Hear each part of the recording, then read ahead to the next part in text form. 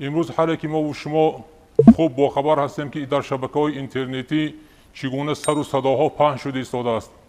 از جانب همسایه کشور با نام مولوی ها، از آن جمله 2 نفر مولوی هاشان احمد فیروز و عبدالقادر حامی اینقدر در بین مردم افغانستان با ندای بلند فریاد کرده ایستادند که گویا که در تاجیکستان حجاب را منع کرده باشند و آنها دلسوزانه و دفاع از حجاب اسلامی کرده باشند سر و صدا بلند کرده ایستادند. محترم جماعت، پدران، برادران بین حضرم گرامی قدر، من پیش از به این 2 مولوی ندا کردن، خطاب کردن و مراجعت کردن برای شمایان عزیز یک چیز را گفتنی هستم.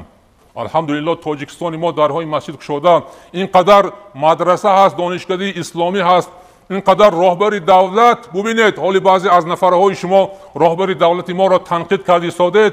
الحمدلله راهبر دولت ما آن کارهایی کرده ایستادند که راهبران شما نکرده ایستاده است. از آن جمله کتاب قرآن مقدس برای تاجیکان ما مردم کشور با زبان تاجیکی خودمان حتی چاپ کردند که ای مردم از داخل قرآن باخبر شوید، حرام و حلال فرق کنید، بدعت از خرافات فرق کنید، سیاه از سفید فرق کنید، حق از باطل حق فرق کنید. این نیت راهبر دولت بود. پس آیا اگر شما میگید که راهبر دولت تاجیکستان محترم پیشوای ملت ما با مردم دلشان نمیسوزد، آیا شخصی که دلش نسوزد همین کار را میکند؟ شخصی که دلش نسوزد امروز اجازت میدهد که 6000 7000 نفر با سفر حج رفته ایستادند، درهای مسجد گشاده است. در مسئله سطر گپ زدید. برای شما یک چیز را انیق نکرده، اول معین نکرده از پیش خود فتوا میبرید، فتنه را میخیزانید. پیغمبر خدا صلی الله علیه و سلم گفتند الفتنه نائمه لعن الله من ایقظها. فتنه چیز خواب است، لعنت خدا برای آن نفری که این فتنه را میخیزاند. امروز لعنت خدا برای آن نفرانی که یک چیز را انیق نکرده، علل خصوص آن نفرانی که دقیق نکردند امروز فتوا داده ایستادند. این حدیث پیغمبر برای شما تعلق دارد. لعنت خدا برای آن نفرانی که امروز در یک جای فتنه را میخیزانند و مردم را میشورانند و میخیزانند. در دیگر حدیث پیغمبر خدا صلی الله علیه و سلم گفتند یبصر احدکم القذى فی عین اخیه و ینسی جزع فی عینه. یکی از شما گفتند یک پاره خس را که در چشمان برادرش هست میبیند، اما یک شاخه درختی که در چشمان خودش هست نمیبیند. این چی معنی دارد؟ بعضی از نفری شما گفتند پیغمبر صلی الله علیه و سلم یک کمبودی ناچیز را دیده دیگران را اینقدر واهمه میکند، اما کمبودی عیبهای خودش که اینقدر کوه بارین شده است به نظرش نمینمود.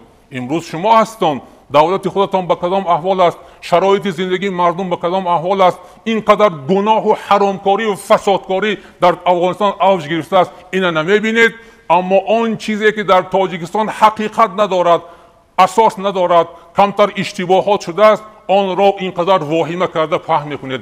الحمدلله من با کل مسئولیتم گفته میتونم که در تاجیکستان زن و دختران و مادران ما میتوانند که سطر خودشان را رعایت کنند، چون که مذهب امام اعظم تاجیکستان عزیز ما پیروی مذهب امام اعظم است.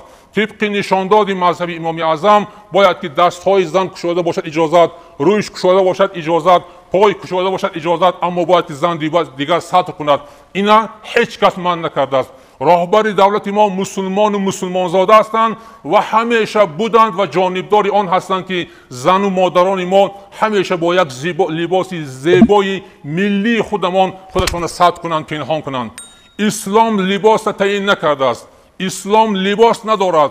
اسلام فقط سطر کردن بدن را امر کرده است و فرض کرده است، اما لباس پوشیدنش به خود هر یک عرف و عادت ملت ها وابسته است که امروز الحمدلله مادران و کلانسالای ما همان لباس ملی خودشان را پوشیده آمدند و انشاءالله تا به آخر مادران خواهران ما این لباس را ادامه میدهند. پس من از شمایان عزیز، مردم کشور، شهروندان عزیز خواهشی آن دارم که به این فتوا، به این سر و صداهای آن مولوی ها فریفته نشوید. شکرانی امروز نعمت پروردگار کنید تا میتوانید حرکت کنید که یک سهم ارزنده خودتان را در راه خدا و در راه آبادانی کشور سهم گذاری کنید. باقی خداوند نگهبان هر یک ما و شما باشد. السلام علیکم و رحمت الله و برکاته.